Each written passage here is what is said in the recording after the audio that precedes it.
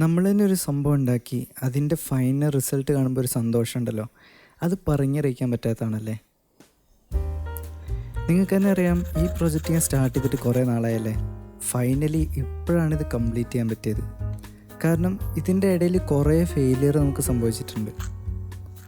അന്ന് ഞാനതവിടെ വെച്ച് സ്റ്റോപ്പ് ചെയ്തിരുന്നെങ്കിൽ ഇന്ന് എനിക്ക് ഈ സക്സസ് കാണാൻ പറ്റില്ലായിരുന്നു. കഴിഞ്ഞ എപ്പിസോഡിൽ നമ്മൾ സ്പീക്കർ ഫിനിഷിംഗ് ടച്ചൊക്കെ ചെയ്തിട്ട് ഡ്രൈ ആക്കാൻ വെച്ചിട്ടുണ്ടായിരുന്നു. And is finally ready to assemble.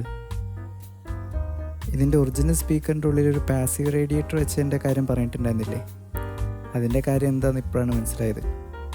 കാരണം ഈ പോട്ട്സിൻ്റെ ഉള്ളിൽ കൂടെ എയർ ലീക്ക് വരും. ആ എയർ ലീക്കിന് തടയാൻ വേണ്ടിയുള്ളൊരു ബാരിയർ ആയിട്ടാണ് ഇവർ ഈ പാസീവ് റേഡിയേറ്റർ വെച്ചിരിക്കുന്നത്. എയർ ലീക്ക് വരാതിരിക്കാൻ വേണ്ടി അത് ഹെൽപ്പ് ചെയ്യുമെങ്കിലും പാസീവ് റേഡിയേറ്റർ അവിടെ മര്യാദയ്ക്ക് work ചെയ്യുന്നുണ്ടാവില്ല.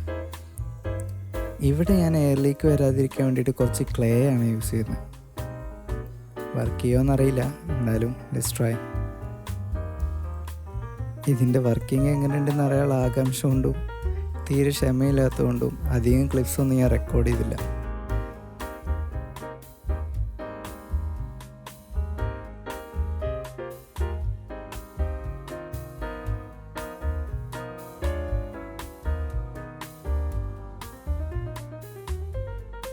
Finally it's time to turn it on. സത്യം പറഞ്ഞാൽ ഞാൻ ഇത് ഓണാവുന്ന പോലും പ്രതീക്ഷിച്ചതല്ല. പക്ഷേ ഇത് ഓണായി വന്നപ്പോഴൊരു സന്തോഷമുണ്ടല്ലോ, അത് പറഞ്ഞറിയിക്കാൻ പറ്റില്ല.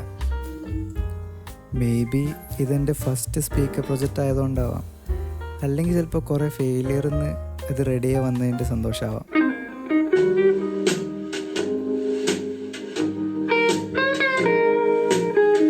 സംഭവം അത്ര ക്വാളിറ്റി ഇല്ലാത്ത സ്പീക്കർ കൊണ്ട് ഉണ്ടാക്കിയതാണെങ്കിലും ഞാൻ വിചാരിച്ചതിലും ക്വാളിറ്റി ഉണ്ട്.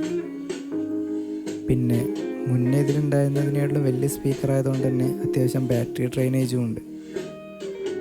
എന്തൊക്കെയായാലും ഇതുവരെ ഞാൻ ചെയ്തതിൽ എൻ്റെ ഏറ്റവും ഫേവറേറ്റ് ആയിട്ടുള്ള പ്രൊജക്റ്റാണിത്.